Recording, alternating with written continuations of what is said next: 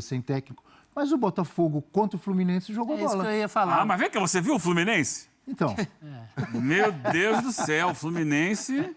você ia falar o que eu falei? Eu ia falar que veio de um jogo promissor, né? Realmente, o Fluminense não tá essas coisas.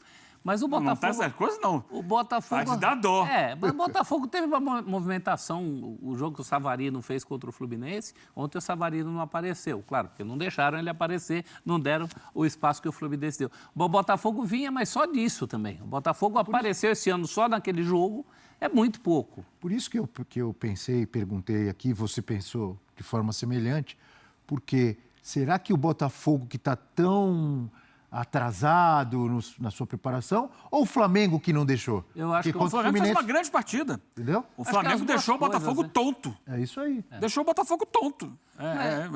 É um outro nível, assim. Mas eu acho que a gente precisa entender as circunstâncias.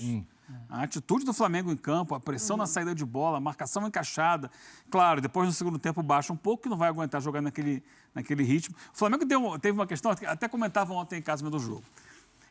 Você, quando vem com essa intensidade que o Flamengo aportou no início do jogo, você tem ali um tempo para jogar com aquela pressão de marcação, de não deixar o adversário jogar, sufocando. Isso, com o desgaste físico, vai se perdendo durante o jogo, é natural.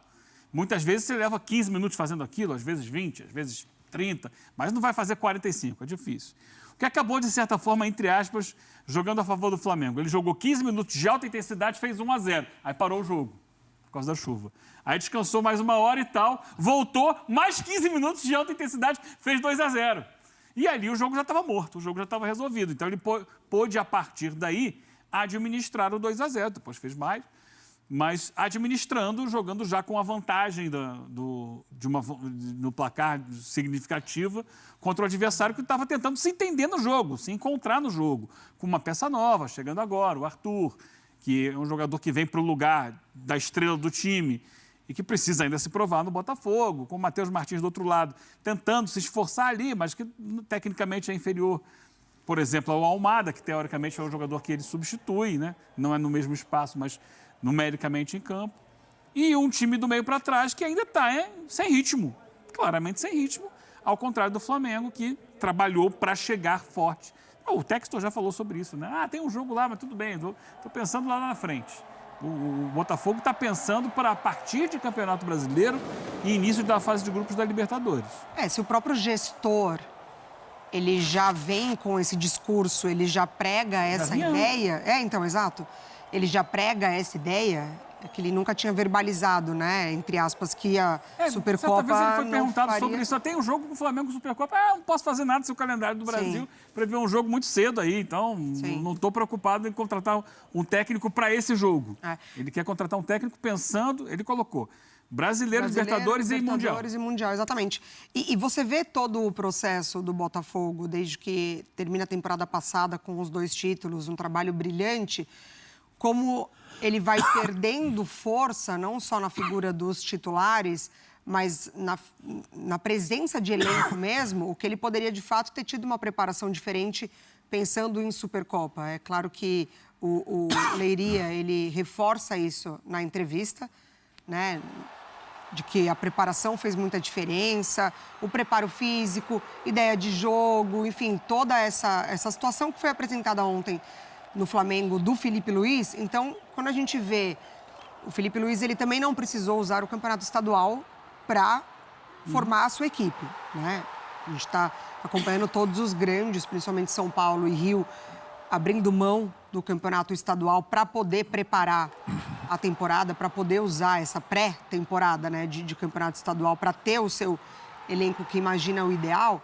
Então, quando a gente olha a figura do Botafogo como um time, o Botafogo como um clube, no seu gestor tem esse discurso já de que esse início de ano, de fato, não importa, entre aspas, para definir a temporada do Botafogo, mas perde, acho que 9 jogadores, né? Se a gente for contar entre titulares e reserva. E que jogadores? Perde Almada, Luiz Henrique, Tiquinho, Eduardo, Tietê, vamos lá, amigos mesmo, Gatito, Adrielson. Marçal, Adrielson, já foram 8. Barbosa, Danilo, acho que foi o último, né? Que para fechar essa conta de 9. Então, assim, se você mantém um grupo perde uma peça ou outra, seria muito difícil segurar Luiz Henrique, seria muito difícil segurar Almada, você já ganha um corpo para, sim, usar o estadual, pensando em Supercopa. Então, assim, o Botafogo sequer tem hoje um time competitivo, mesmo com alguns jogadores que participaram da grande campanha de Libertadores e Campeonato Brasileiro. É completamente oposto do Flamengo. Além do Flamengo ter um técnico, além do Flamengo ter um trabalho, além do Flamengo ter os seus principais jogadores, o Flamengo já é um time muito mais entrosado e individualmente tem muita capacidade. Flamengo e Corinthians carregam do fim do ano passado, eles vieram meio na contramão, né? Cada um por motivos diferentes. O Flamengo teve muita contusão, precisou trazer jogador.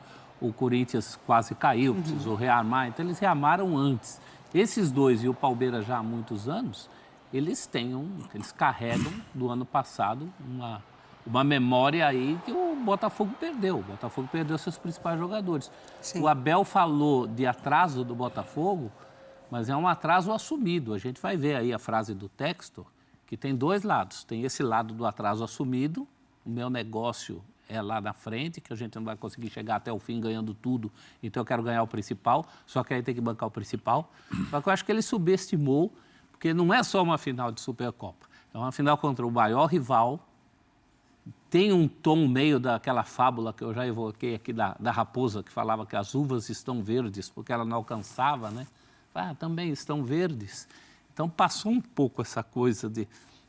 Ficou chato, porque hoje, agora, essa hora, tem muito rubro-negro tirando sarro de botafoguense em todo lugar. E ele passou por cima disso. Não é uma final contra o Atlético Mineiro, por exemplo. Vamos supor que o Atlético tivesse ganho a Copa do Brasil. Atlético que ele, Botafogo, já ganhou uma Libertadores. Não é uma situação dessa. Eventualmente, o Textor pode ouvir de algum torcedor do Botafogo. Peraí, tudo bem que pensar lá para frente e tal...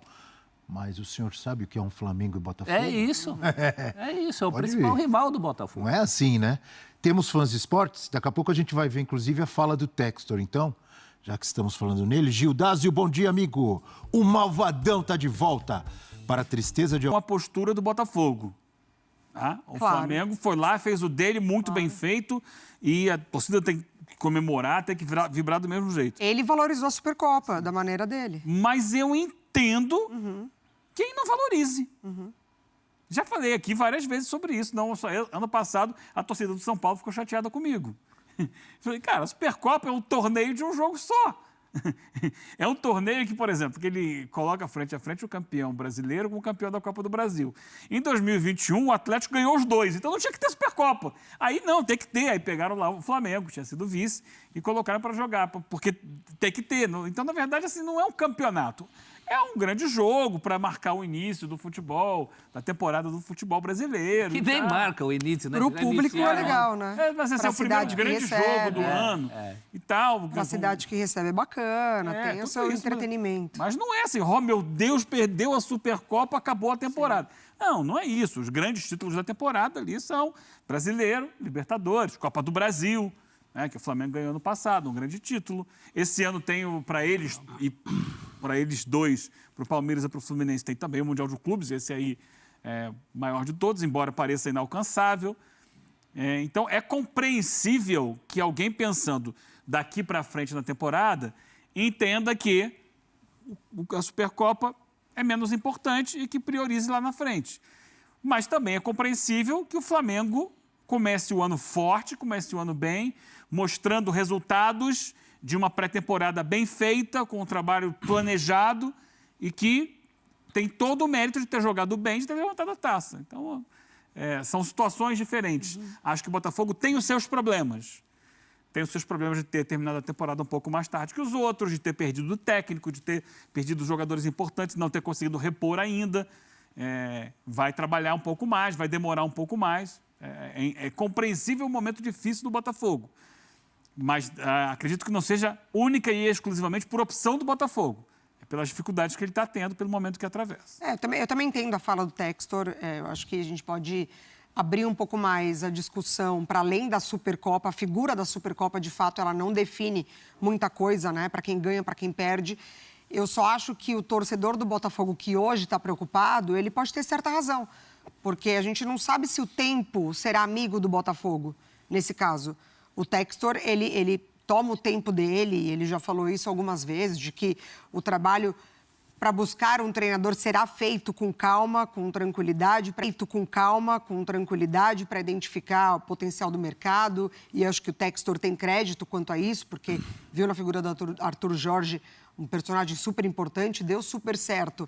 Mas ontem o torcedor do Botafogo que assistiu ao jogo não é só sobre ter perdido o título para o Flamengo, é sobre não ter visto nada do Botafogo. Nem perto do que foi o Botafogo da temporada passada. Então, eu entendo jogar para esse lado da preocupação, de que o Textor tem razão no que ele fala, mas pensando num contexto maior, a gente não sabe se o tempo será a favor do Botafogo. Eu acho que o timing é ruim, porque o feio é desdenhar depois que perde. Se tivesse ganho, eu estava falando que era o 3º título seguido. Então, acho que isso é que é chato, sabe? O Flamengo teve todo o mérito de ganhar esse título, realmente. Eu também acho que é mais uma taça do que um título. Quer dizer, é título, mas não é aquele título que você faz vários jogos para alcançar o título. Tem títulos e títulos. Depende de como você pensar. Para você chegar aí, você tem que ganhar um campeonato de vários jogos. Ou o Brasileirão ou a Copa. E às vezes nem adianta, que o Atlético ganhou e ainda teve que disputar.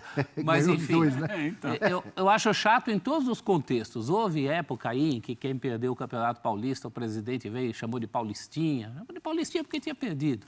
Né? Mundiais contestados, não é mundial, não é? Pô, fez o campeonato antes, falou que quem ganhasse ganhar, e depois vem. Então, eu acho chato isso não é esportividade, isso não é esportivo.